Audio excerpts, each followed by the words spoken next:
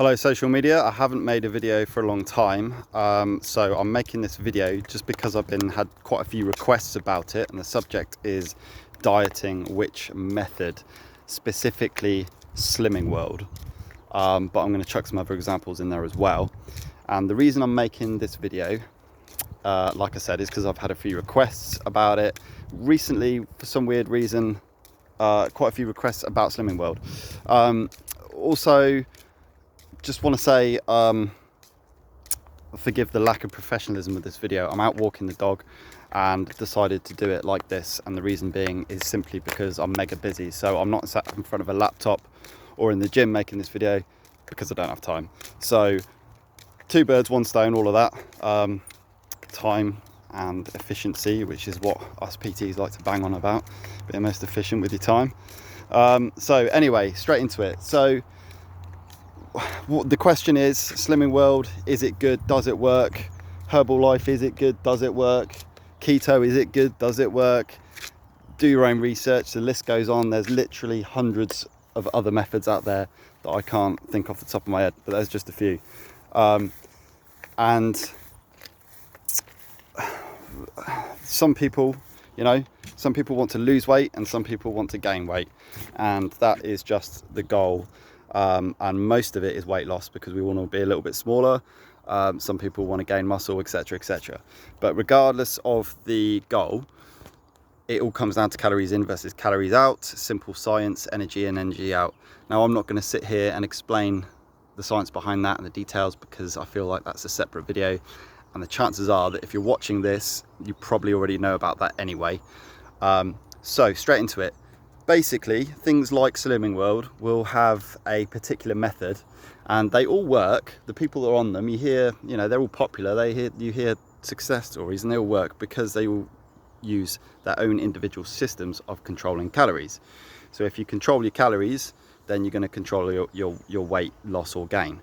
So something like Slimming World will use their method is that they have certain foods that have sins. Now, I've never used Slimming World myself, so I can't give you first-hand information, but what I can say is that every single dieting method out there has their own system of controlling calories. So you follow these systems and you don't have to sit there and calculate numbers and calories because they pretty much roughly do it for you. So some systems might be that you're on zero carbs or low carbs. So it's just a method of controlling calories because you're not getting the calories from those carbs. Things like Slimming World, you'll have certain food groups that are sins. Now, if you can control your calories, then you're going to get weight loss and it's going to work. Now, I'm not going to sit here and I'm not going to slag off anyone. I'm not going to slag off anyone on any of these methods because it's not fair, because they all work. However, what I will say is that if you decide to do one of these dieting methods, think about what it's going to do to this rather than physically.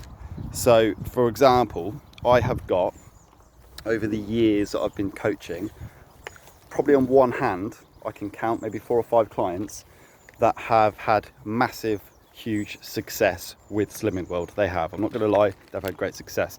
And the reason being is because the sins don't affect them psychologically. So those people that have had success on it aren't bothered about that. It's not upset them. They can crack on. They don't particularly like those foods anyway, so it's fine. However, I know a lot of people that have failed on it because it's that psychological connection of, oh, these foods are naughty, these foods are bad, I can't have them, and then psychologically that doesn't do a great deal for you. So my point is, if it works for you, great. If it doesn't, explore a different method. And the same thing for like a low carb diet. If you're somebody who gets angry if you don't have enough carbs because you just get hangry, then it's probably not going to work. But it might work for somebody else who isn't particularly bothered. They might feel a bit bloated if they have too many carbs. So it's down to individuals. It's down to mainly what's going on in your head. Something like Herbalife, again, I'm not going to slag it off. It's had massive success. It's just how you use it. So if you're using any kind of shake diet, then in my opinion, shakes should be used as a supplement. If you're doing a 21 or 10-day detox, that's a different kettle of fish altogether, because it's not ongoing.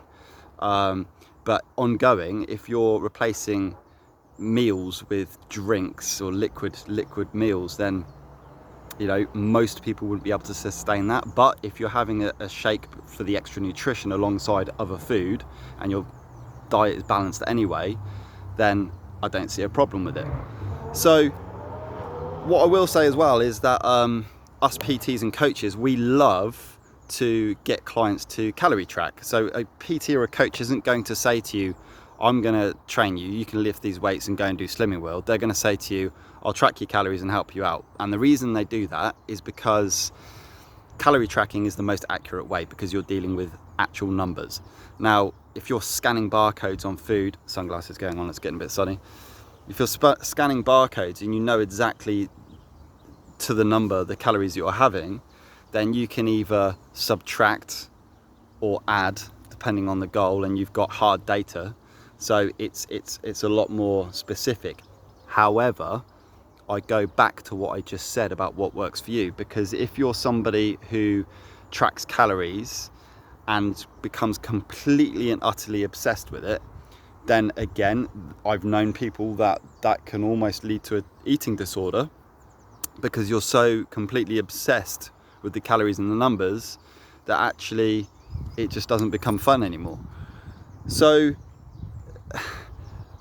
like for me, if anybody's wondering, what I will do if I feel like I'm completely out of shape and completely off the wagon, then I will calorie count, and I will use my MyFitnessPal tracking app, and I will track for literally a couple of weeks at the most, just to put myself back onto where I should be, and then stop tracking again, because I'm used to the habit.